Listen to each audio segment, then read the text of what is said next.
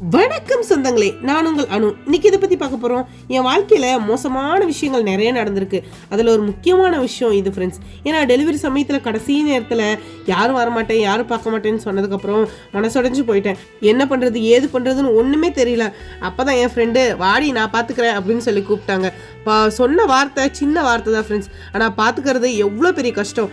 அம்மா அப்பா பெரியம்மா எல்லார் வீட்டுக்கு டெலிவரிக்கு போய் பார்த்துருக்கீங்க. ஃபஸ்ட்டு டைம் ஒரு ஃப்ரெண்டு வீட்டுக்கு டெலிவரிக்கு நான் போயிருந்தேன் ஃப்ரெண்ட்ஸ். என்னோட தேர்ட் பேபி அவள் இல்லைன்னா கண்டிப்பாக பிறந்திருக்காது. தூக்கம் இல்லை, சாப்பாடு இல்லை, என்னால் டெலிவரி முடிஞ்சு எந்திரிக்கவே முடியல. அவள் தூக்கத்தை விட்டு என்னை பார்த்துக்கிட்டா ஃப்ரெண்ட்ஸ். புள்ள வழியை விட யாரும் இல்லை அப்படிங்கிற வழி தான் ஃப்ரெண்ட்ஸ் ரொம்பவே கொடுமையாக இருந்தது. வாழ்க்கையிலே ஒரு மிகப்பெரிய சொந்தமாக என் ஃப்ரெண்டு இப்பவும் இருக்கா, எப்பவும் இருப்பாள். என் லைஃப்பில் உறவுகளை விட ஒரு சில நட்புகள் இப்போவும் எனக்கு ரொம்ப துணையாக நிற்குது ஃப்ரெண்ட்ஸ். உங்களுக்கு அப்படி ஒரு நட்பு இருக்குது அப்படின்னு சொல்லி கண்டிப்பாக கமெண்ட் பண்ணுங்கள். Okay friends, love you guys, bye, thanks for வாட்சிங். நெக்ஸ்ட் வீடியோவில் பார்க்கலாம்.